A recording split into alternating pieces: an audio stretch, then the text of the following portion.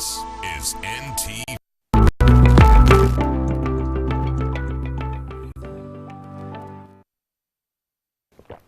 Thank you, our viewers, for joining us. I'm Karga Bodwins, and we disrupt normal programming for a very essential discussion. There was an initiative that was introduced by the President. It's called the Presidential Initiative on Banana Industrialization Development. And we want to understand how far this particular initiative has gone, what are the challenges they are facing, and of course, what is the future of this initiative. And before I get into having this wonderful discussion with a very prominent figure in the field of biochemistry and agroeconomics, let's have this preface, then we proceed.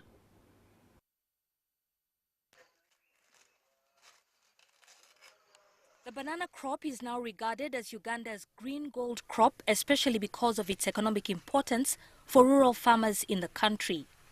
According to the Uganda National Agricultural Advisory Services, the country's total annual production is estimated at about 10 million tons, and it ranks high among enterprises that support livelihoods of smallholder poor rural farming communities. Domestic per capita consumption of bananas in Uganda is estimated between 220 and 460 kilograms, the largest in the world. The 2010 Uganda Bureau of Statistics census on agriculture found that 68% of the banana crop was produced in the western region, followed by the central region with 23%, the eastern region with 8%, and the northern region with less than 1%.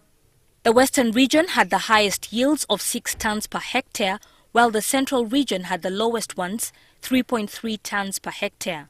At the time of the census, the country was divided into 80 districts, of which 63 reported growing bananas. The districts with the highest production were all in the western region, and these are Isingiro, Mbarara and Bushenyi. On the backdrop of these realities, researchers discovered that the banana crop was only eaten as a direct food, and a lot of it was being wasted, despite the potential the banana crop has for industrial value chain augmentation. This prompted the Ugandan president to stop this trend by setting up the Presidential Initiative on Banana Industrial Development, or PIBID, with the aim of helping the banana sector turn the banana into a more valued food by processing it into other products. Tonight, we seek to understand what progress has been made on this effort to industrialize the banana crop in Uganda by the Presidential Initiative on Banana Industrial Development, the challenges faced, and the future plans. You're welcome. And thanks indeed for keeping with us this late evening on a Friday night. So, you have had just a bit of the overview of the statistics that are going on in banana production, but there's great advancement that is being done. And as we proceed on with the discussion, go on our social media platforms. We've pushed questions for you to interact with us, and I'll be coming to them just along the way as we're having the discussion. So let me introduce my panelist. She is a prominent academic and a public servant. She's Reverend Professor Florence Muranga, Executive Director, Presidential Initiative on Banana Industrial Development, a biochemist, food scientist, an academic, and a corporate executive who serves as the Executive Director, of course, of this PIBD. And she has been a part of the presidential project which started in an effort to boost the commercialization of Uganda's bananas through research and industrialization.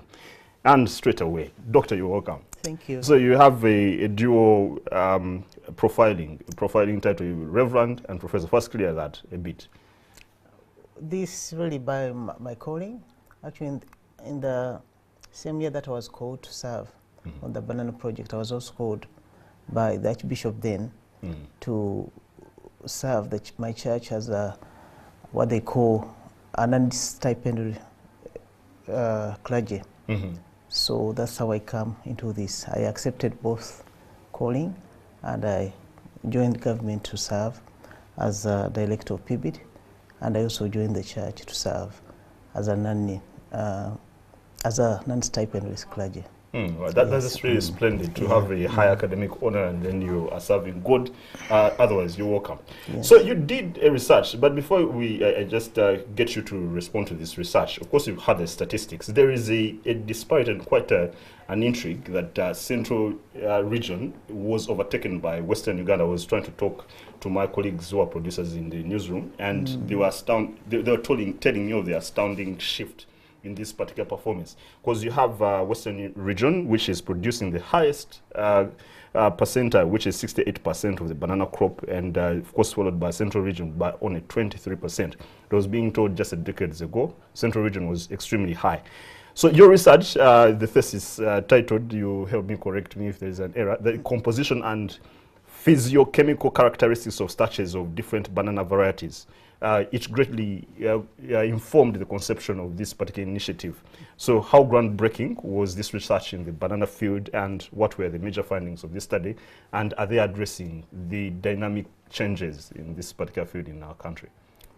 Yes, my research, certainly first and foremost because I was a member of the teaching staff in Makerere, I needed to get a PhD at that time.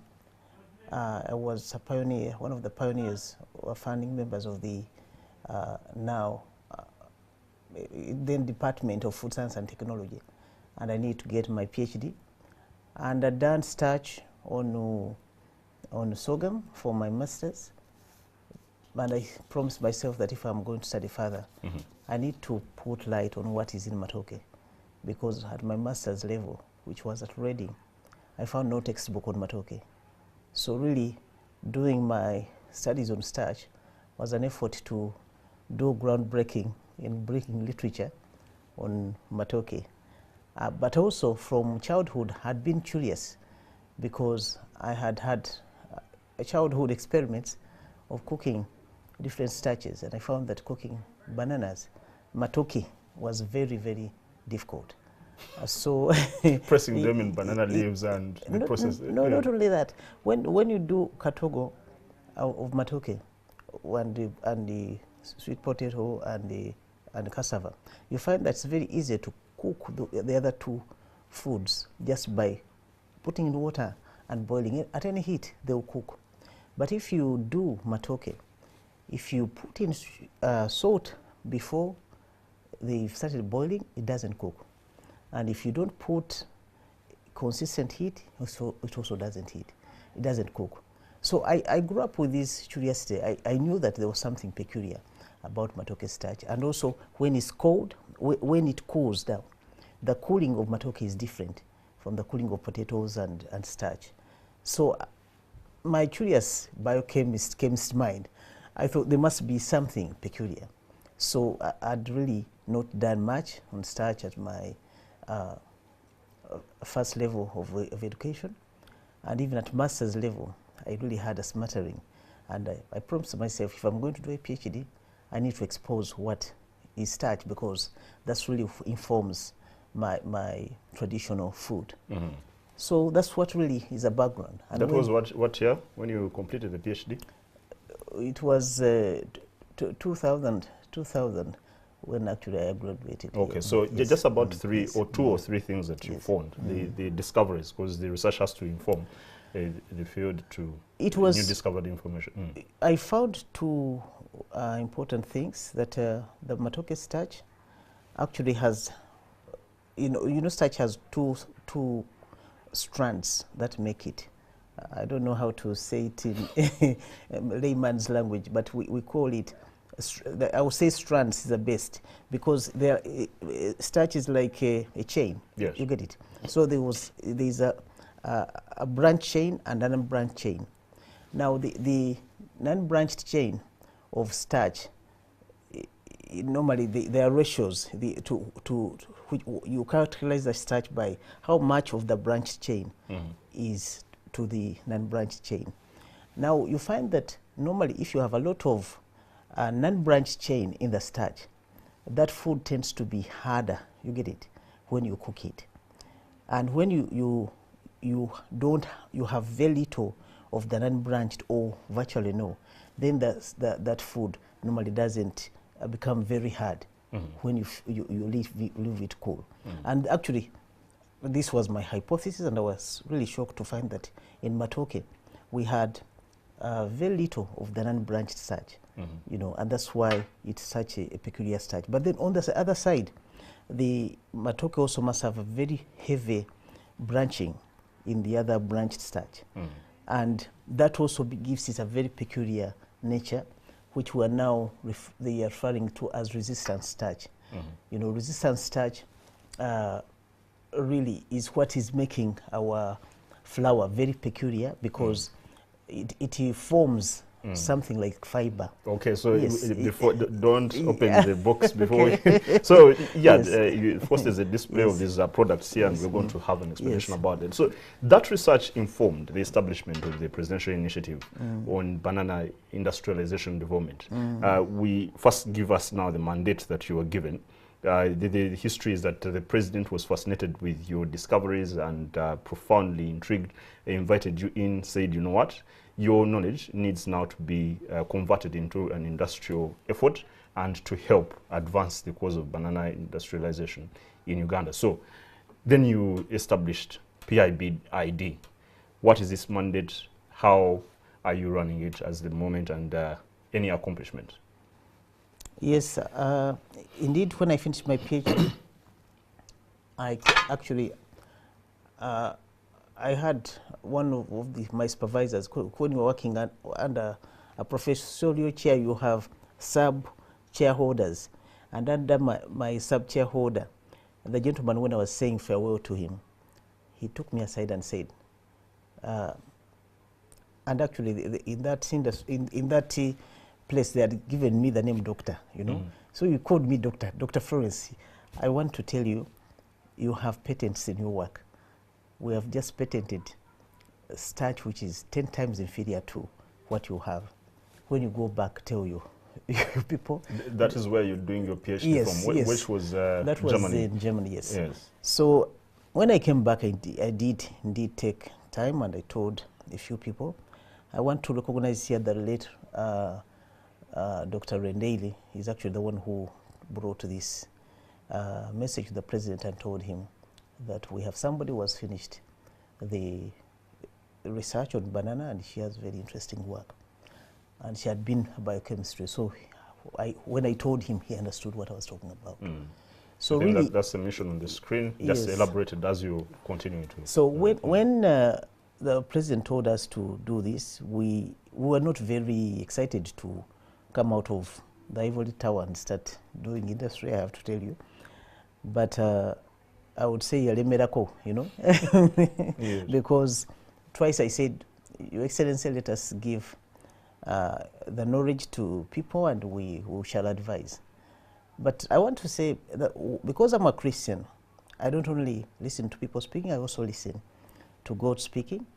And actually, the first time when the president asked me to do this, I said no, and I went for further studies abroad. After a PhD? Yes, postdoc, yes. Really? I thought yes. PhD is the climax. So. No, it doesn't end. So I went for my postdoc, and when I was there, they were amazed that an African can do the kind of work that I was doing.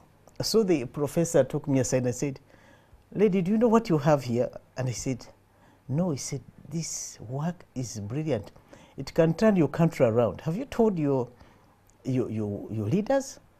And I said, I felt guilty because the president had talked to me, and I said, "No, I'm going for further studies." So that was really the turning point in my life. To make matters worse, actually they changed their mind after telling me that, because they told me, you know, you should tell your country about this, because we can give you multinationals to do this, but your country would be dispossessed. They told me that, you know. That's why I love Germany so much, because they opened my eyes. And then after, I think 2 weeks down the line, somebody changed his mind. And then they said, "But why don't you sign an undertaking with us so that our institution, you know, can take care of this?" And then I looked at them, I said, "But you opened my eyes. You told me this is very important for my country.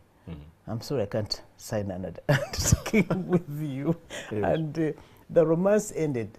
Actually, they said they're not going to allow me to do research with them if I'm not going to, you know, sign up. And Pass I didn't. Yes. The knowledge. But I don't really take any evil feelings for that, because they opened my eyes. Yeah. I decided that I'm going to go back and make sure that this matters for my country. I actually put my ambitions, my secondary, to what I could do.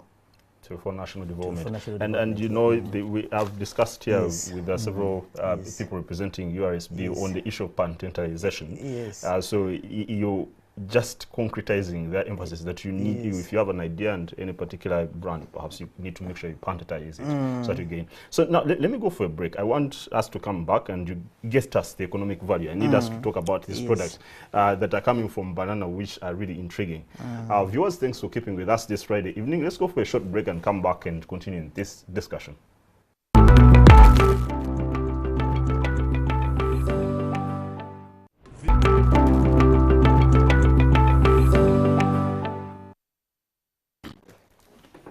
Thanks for keeping with us. I'm Karagawa Bodwins, and we are having a discussion on banana industrialization development here in Uganda. And I have an eminent practitioner in this particular field, and that is Dr. Florence Mrango.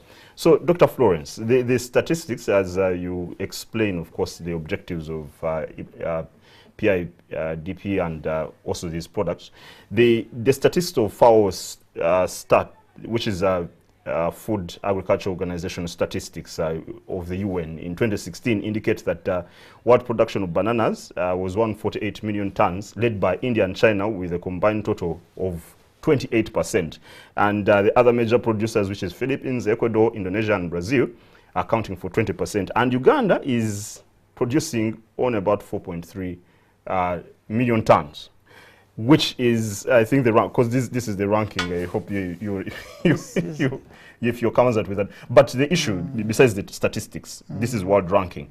What is the justification of this initiative? What are you doing economically? And how promising is the employment and economic growth in this particular arena of banana initiative development? Yeah, our objective really is to, when we started this initiative in 2005, Uganda, much as it was not charted in the statistics, was really second, then only to India. And why we were not charted, I'm surprised that we were getting charts here, is that we didn't trade, you know. We eat most of our bananas. And that was really one of the objectives, if not a big objective, to make sure that we take our position in the world. If you compare India to Uganda, really there's no comparison, because Uganda is like a small territory of India. So to say that we are at that time we were second to India, we knew that we had even the potential to overtake India because of our environment, our soils, you know, and our positioning really. So we thought that we could do better. We could take this crop, which Mukuru one time made a story to say 30 years of bananas, you know, is really our problem. We want to make it, to take that problem become an opportunity, you know, and that's really why we set our brains to see what we can manufacture out of this. And actually, let's go on to explaining these interesting products right here. So first talk about this. I hope the viewer is able to get to see this. It's a packaging of one of the products that, okay, I need a proper zooming. Yes, so you can talk about this. If you don't mind, let me talk about this. Because this is my first patent. Yes. This is what we call the raw toke flour. And this product is really what is going to make us very proud on the international market. It contains banana flour, which is not cooked, and which contains almost 56% resistant starch. It has a very high potassium, and all these attributes are being celebrated in the market. Really, it's emerging almost like an ingredient in some corners. But of recent, it has been earmarked to replace wheat for non-wheat consumers because of the gluten allergy that has emerging on the Western world. So I thought that I should really highlight this. This was a first. So if you say it's a replacement of wheat, you mean I can use it to do chapatis, things of that kind, samosas, things that actually usually wheat does? Yes, it is one of the things that I found in my research, that the banana flour and the wheat flour starch granules are quite similar, you know, and I think that's what is helping us to have very good marriage between the banana flour and the wheat flour. We have actually already, we are looking at flaunting a brand for chapati flour, because our chapati married with these products is very, very, very interesting. They're more flaky, they don't take as much oil, you know, so, and you don't feel the kind of fill up that you normally feel with the traditional chapatis. So if you talk about the other pastries also, they are really very interesting when you put in this flour. Okay. Yes. All so right. we are launching a bakery training unit to train all bakers in this country and beyond to be able to use this flour appropriately, so that we can really open up the market. We feel that in the future, this country should be able to save in terms of import. Okay, just wheat. on a lighter note, so can I make a Rolex out of this particular flour? Yes, yes, we do. Actually, we do. We're about to partner up with some people to launch that banana Toke Rolex. Yes, yes. Wow. It is, yeah. All right. So let's talk about this one, because I know now this is also a captivating product, especially for the young people out there. Yes, this is my gift to the women in this country. This we call it the porridge flour. It is instant. When we are in the people who speak our language, we call it mbajirawo, you know. Mbajirawo, that means that it is ready to serve. Yeah, so if we had hot water here, I would have made you a porridge. Oh, like bushera, which you just stir up and then... Yes, yes. Okay. Yes, but really for the children, for the mothers who are trying to find a food for weaning, this is something they can put in their bag and a flask of water. Tell me these things are in the supermarket shelves. Yes, they're now in the supermarkets. Because I'm already interested. No, they are. Going to. All right. Any other? This one? Yes. Then we have the biscuits. Yes. We have quite a range of biscuits products that we've developed, and they will be coming on the market. But right now we have our Pioneer biscuit, which is in this pack, and this contains about 40% of our flour, and it has really had tremendous success on the market here. Okay, so right, one of the challenges. Before you go on, we have what we do, the spin-offs.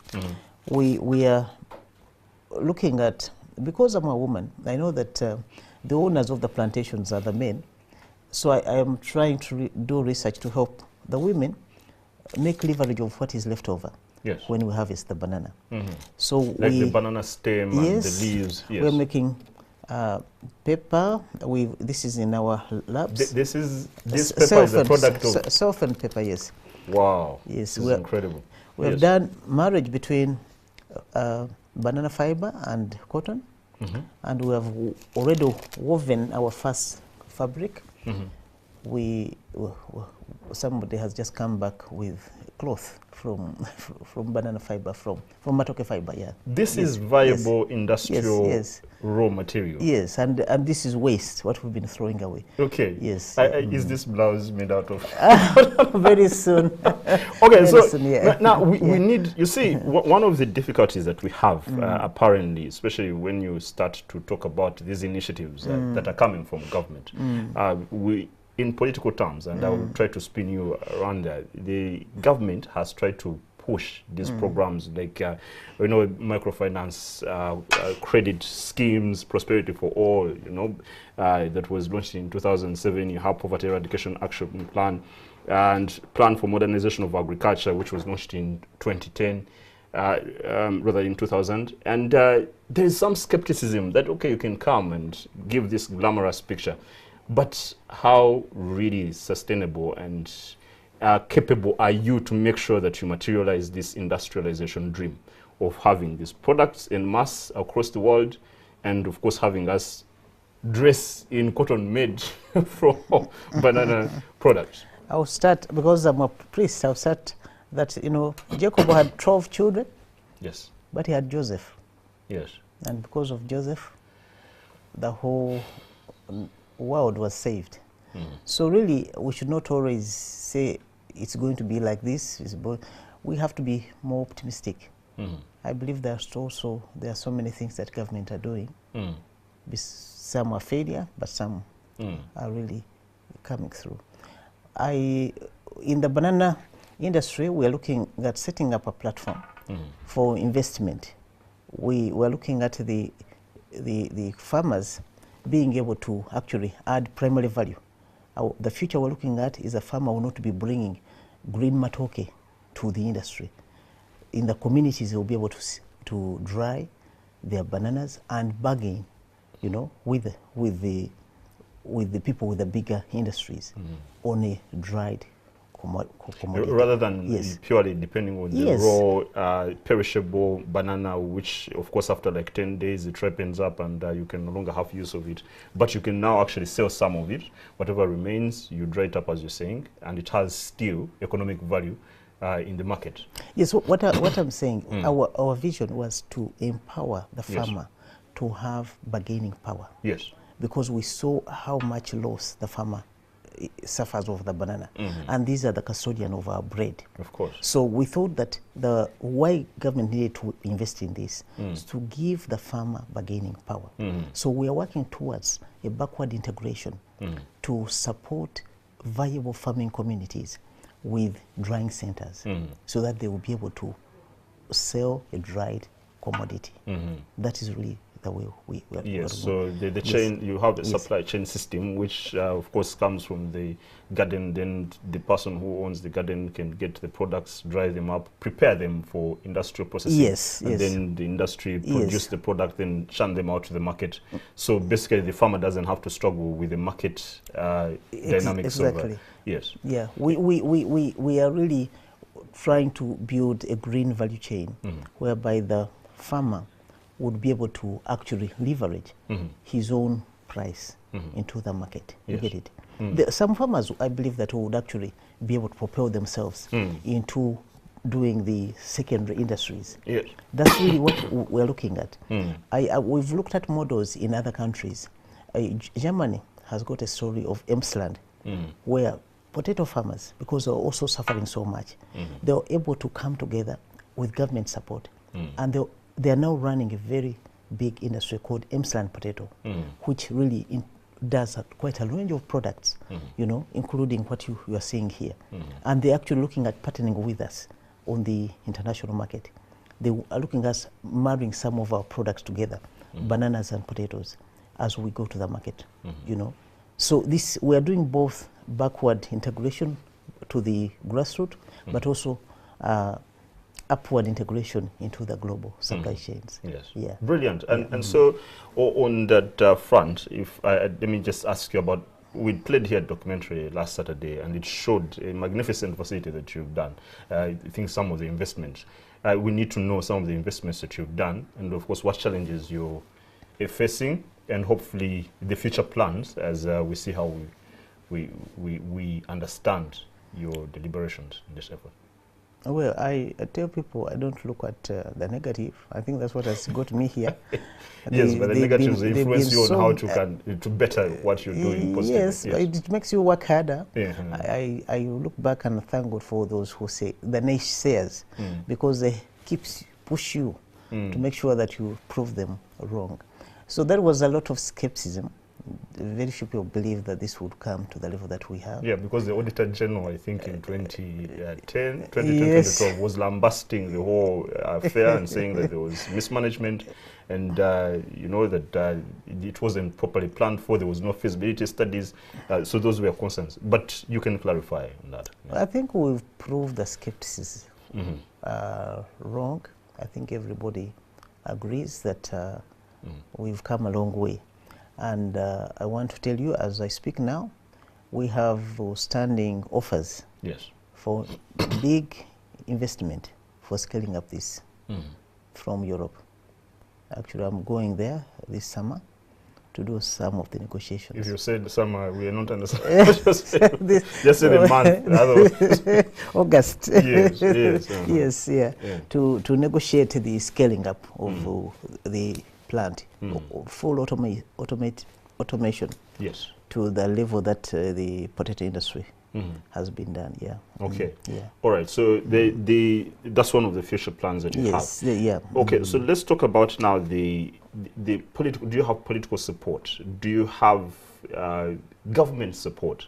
If you do, how effective is it? How has it been? And do you also have public support when you get people interact with you and your products? Do you feel there's an appeal? Have you made market testing for this particular product and found out that actually, because you can make it, it is a bit fancy, but have you tested it on the market already? Yes, I will start by saying I want to thank government. I think, yes, government has supported us against all odds. They've listened to our story, and they made it a manifesto, project, which is really a very big deal. And I hope that we have not disappointed. His Excellency really put his line on this, and we are grateful because he's the one who invited us to do this. As far as the markets, I have to say that on the local market, we have been able to position largely in Kampala, but we are beginning to go in northern Uganda and eastern Uganda. Already, of course, we are building up a distribution network in the western Uganda, but we are dialoguing with distributors in the region, in Kenya, and possibly also in Dar. The bigger market really we're looking at, because this was an industry that was built for export. We are looking at between, for the gluten-free market alone, about $2.7 million, I think, in the next financial year, if everything goes according to plan. Okay. Yeah, the people are waiting just for us to sign the ISO, to receive the ISO certification, and we could have between 40 to 100 tons. Yeah, ISO is flour. International Standards Organization. Yes. Which, okay, just lastly, as we are wrapping up this beautiful initiative, how accessible is this whole endeavor? Even your facilities themselves, your services. For instance, if a Ugandan wants to benefit from this, besides the extended supply chain system that you're talking about, are people allowed to come to your facilities? Are people allowed to come to your offices? And and the employment value out of that, how many people are you employing? Do you still need people to come and get employment? We need to have a view about it, just as we are wrapping up on this. Yeah, first of all, I think the employment is pregnant. I get many calls from young people. It's good news that we have been earmarked for a company framework. So in the coming financial year and beyond, we should be a company. And we have already set in place all the documentation for the jobs that will be possible. We are going to advertise. We have a website. Please keep your eyes there. We are a fair employment place, but we believe in work. We believe in, really work.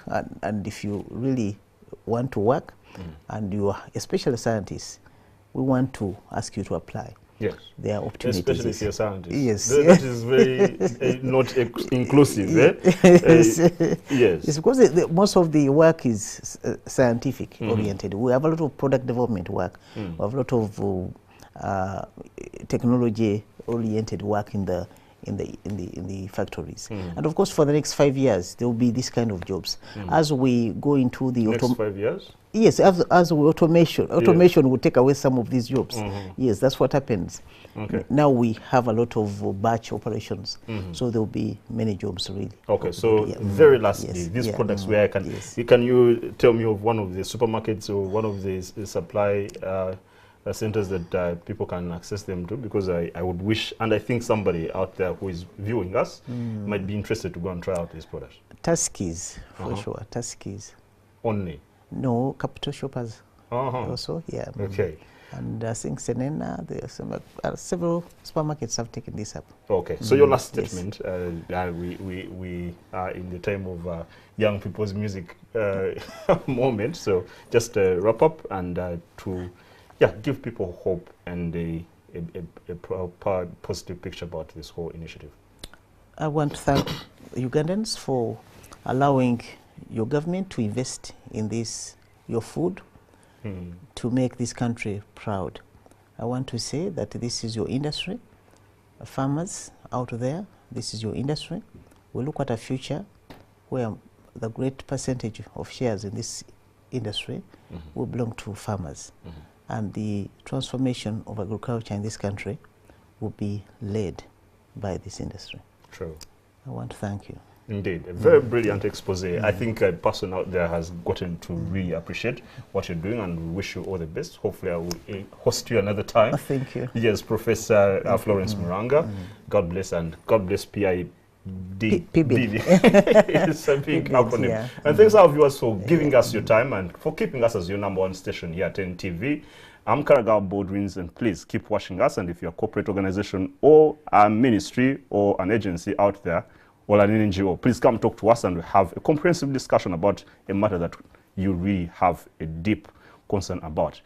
Please keep logged on. We're going to have DJ Brand's Mix Show. Good night.